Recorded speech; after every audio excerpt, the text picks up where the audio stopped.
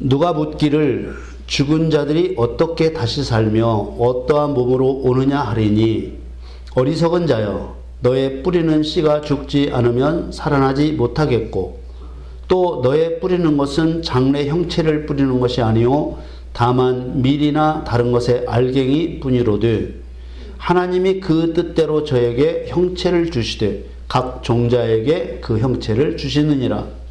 육체는 다 같은 육체가 아니니 하나는 사람의 육체요 하나는 짐승의 육체요 하나는 새의 육체요 하나는 물고기의 육체라. 하늘에 속한 형체도 있고 땅에 속한 형체도 있으나 하늘에 속한 자의 영광이 따로 있고 땅에 속한 자의 영광이 따로 있으니 해의 영광도 다르며 달의 영광도 다르며 별의 영광도 다른데 별과 별의 영광이 다르도다.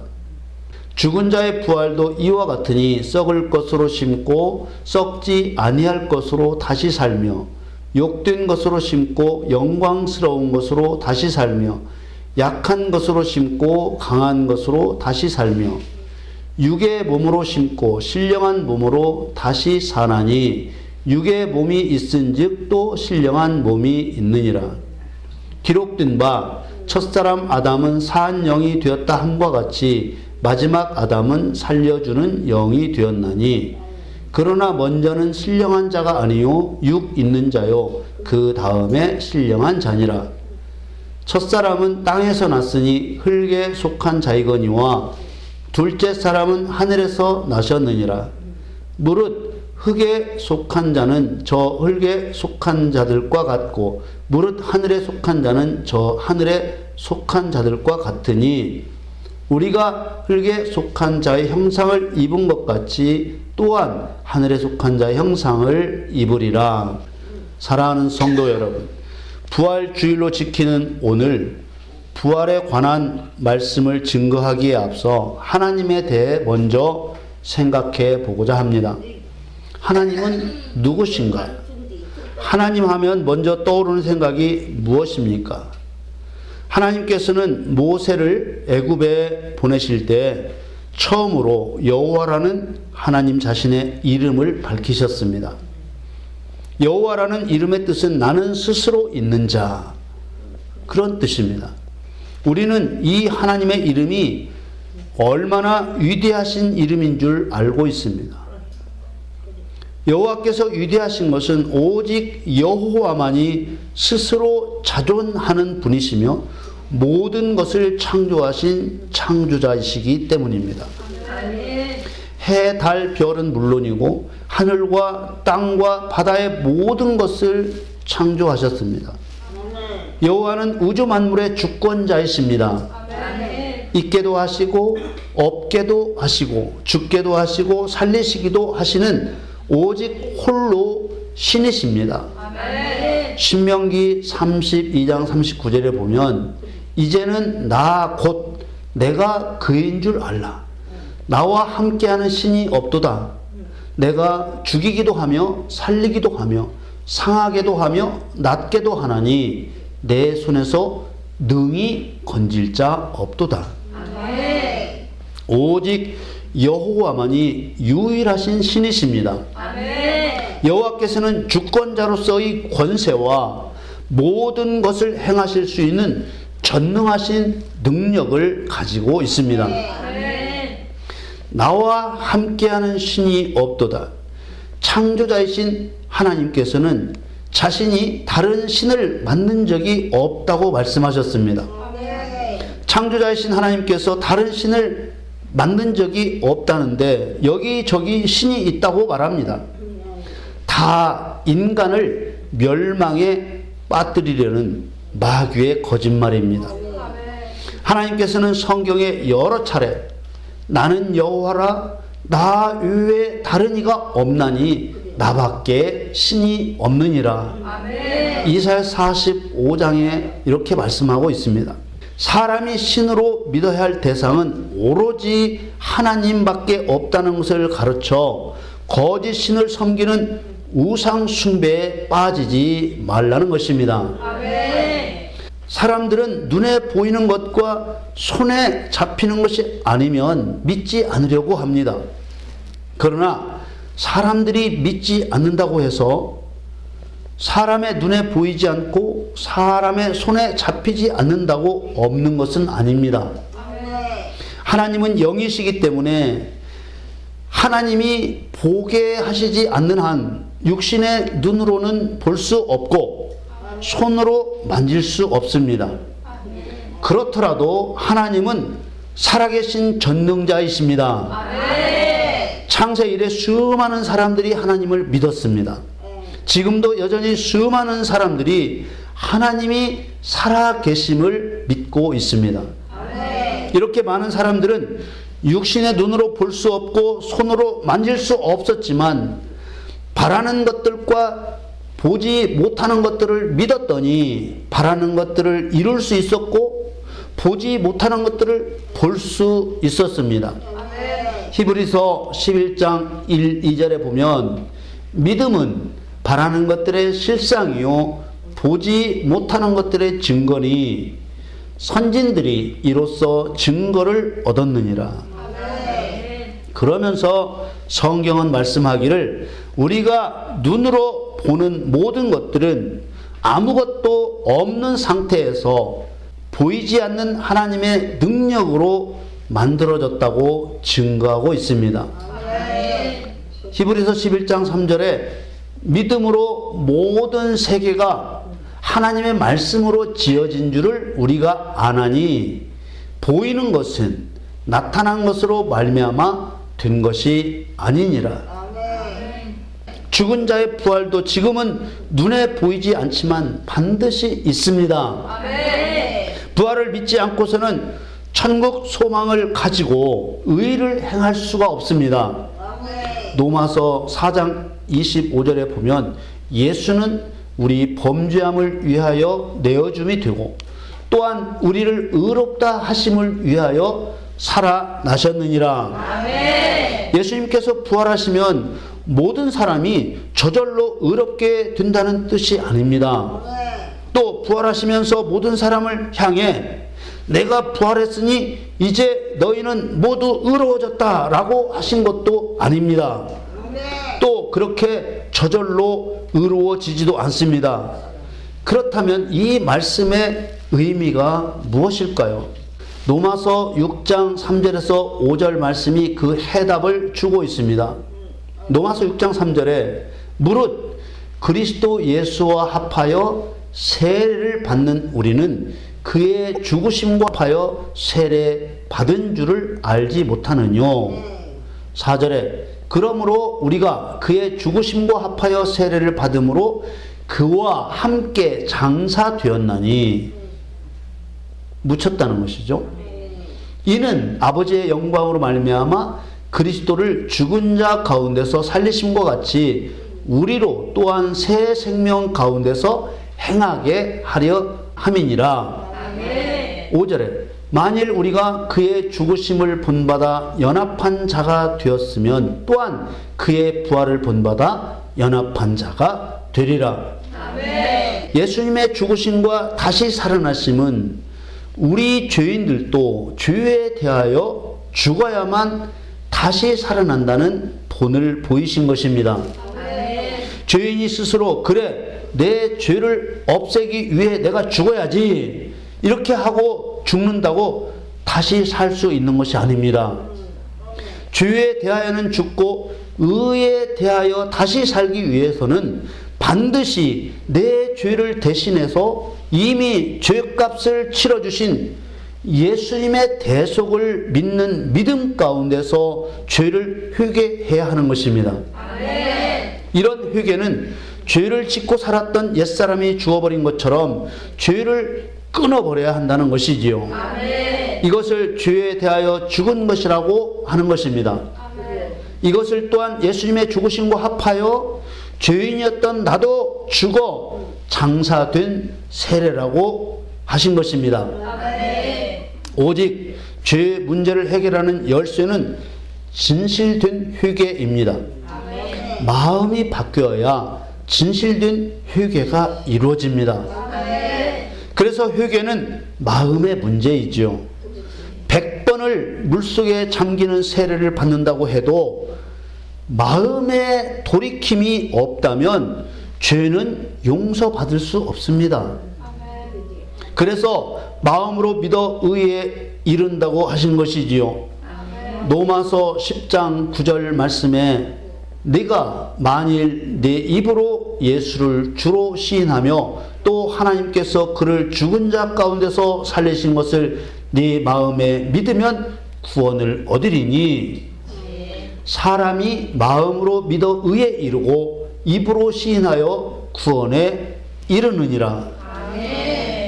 여기서 네 마음에 믿으면 구원을 얻으리니 또 사람이 마음으로 믿어 의에 이르고 라는 말씀들에서 이 마음이란 죄에서 마음을 돌이켜 죄에 대하여는 죽은 자처럼 되어버린 것과 같이 확실하게 죄를 끊어버린 마음을 말하는 것입니다. 어떤 사람들은 마음에 믿는다고 하니까 믿는다는 생각을 말하는 줄로 여기는 사람도 있습니다. 만일 그렇다면 성경이 엉터리가 되고 마는 것입니다. 어디에서는 예수님과 함께 장사된 것처럼 죄에 대하여는 죽은 자가 되라고 하시고 또 어디서는 마음으로 믿는다는 생각만 하면 구원을 얻는다고 한다면 이런 모든 성경의 논리들은 서로 뒤죽박죽이 되는 엉터리가 되고 마는 것입니다. 종말에는 모든 사람이 부활하게 되는데 부활에는 생명의 부활과 심판의 부활 두 종류의 부활이 있습니다. 요한복음 5장 29절에 예수님이 말씀하시죠. 선한 일을 행한 자는 생명의 부활로 악한 일을 행한 자는 심판의 부활로 나오리라. 심판의 부활은 영원한 지옥 형벌에 던져 넣기 위해 다시 살리시는 것입니다. 그러므로 우리는 생명의 부활로 일으킴을 받아야 합니다. 그러기 위해서는 육체가 살아있는 동안에 죄에 대하여는 죽고 그리스도 예수 안에서 하나님에 대하여는 하나님 앞에서는 산 자가 되기 위해 죽은 것처럼 죄를 끊고 다시 사는 거듭남이 필수적인 것입니다. 여러분, 우리는 종말에 있을 부활을 믿고 소망해야 합니다. 그 부활은 예수님이 부활하셨던 것처럼 영생을 위한 신령한 몸으로의 부활입니다.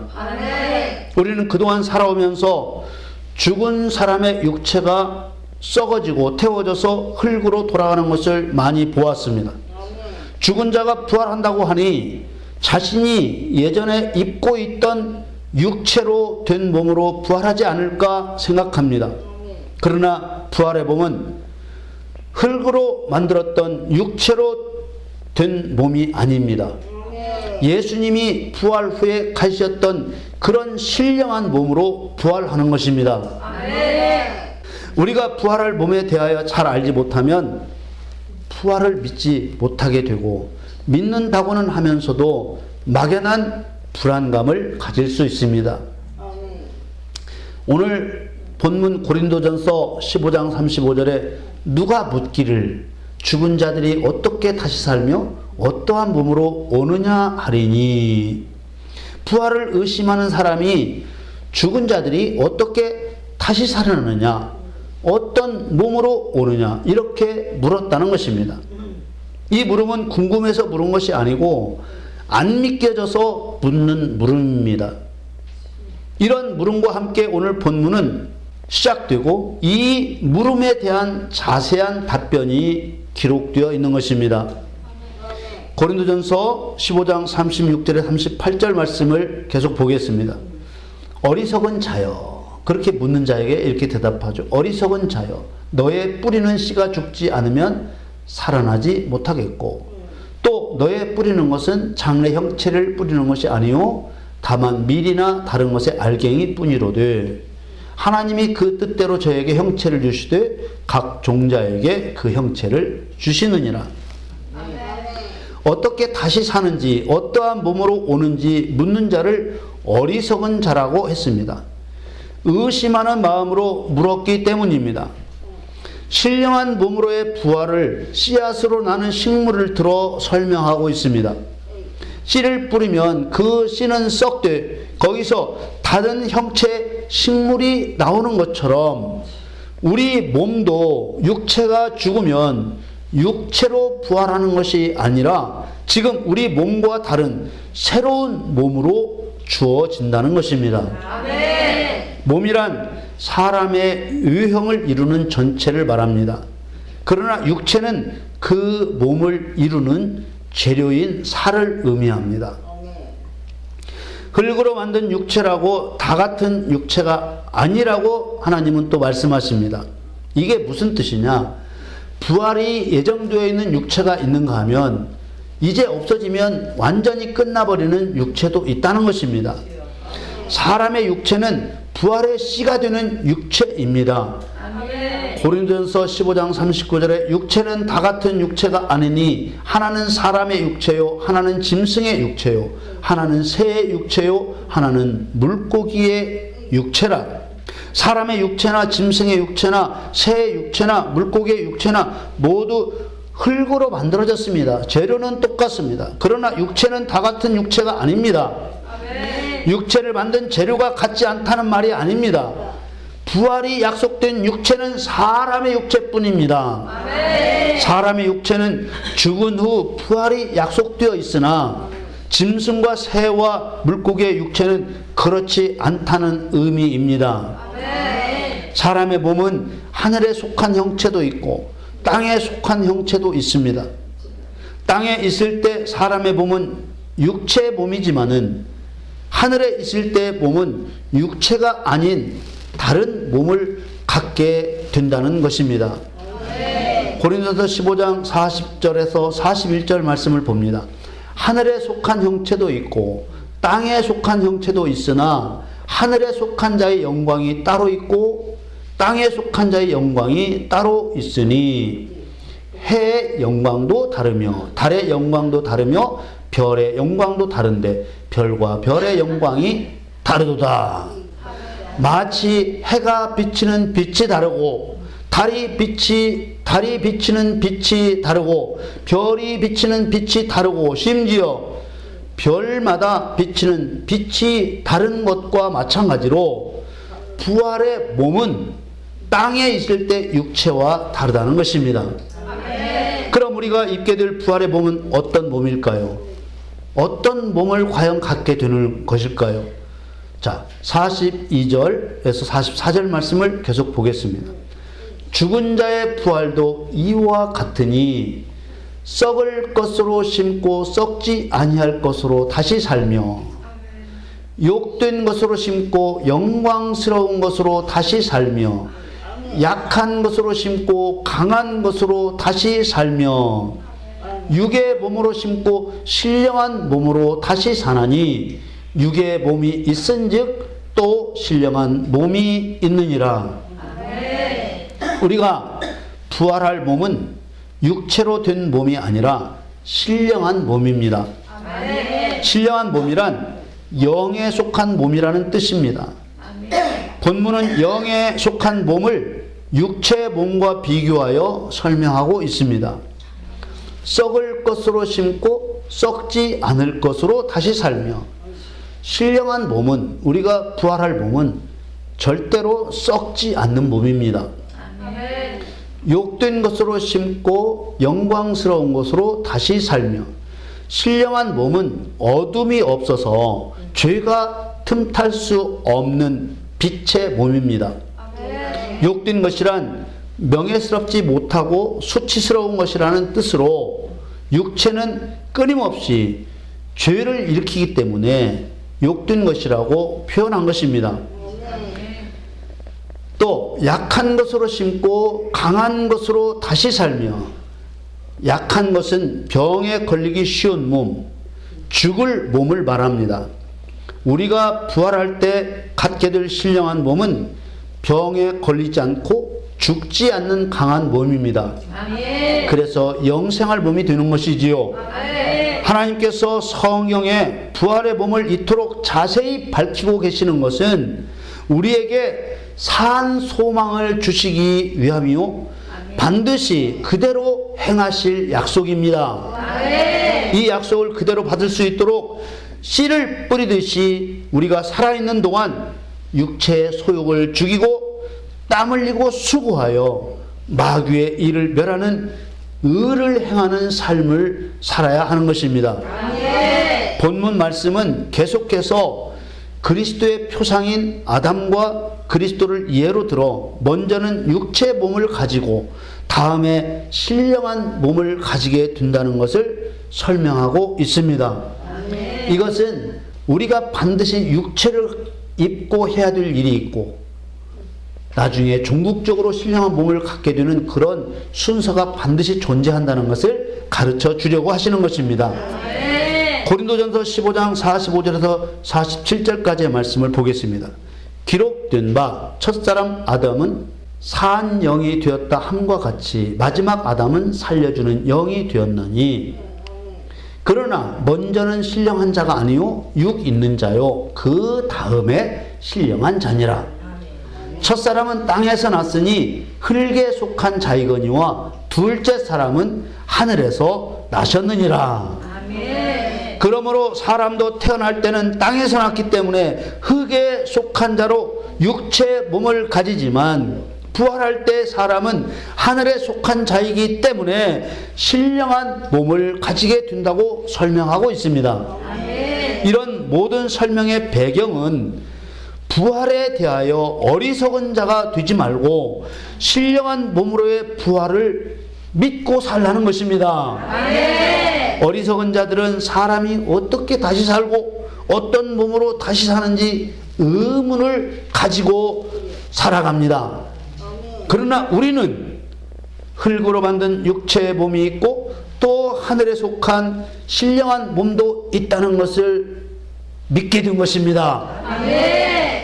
오늘 본문 48절 49절을 계속해서 봅니다. 무릇 흙에 속한 자는 저 흙에 속한 자들과 같고 무릇 하늘에 속한 자는 저 하늘에 속한 자들과 같으니 우리가 흙에 속한 자의 형상을 입은 것 같이 또한 하늘에 속한 자의 형상을 입으리라.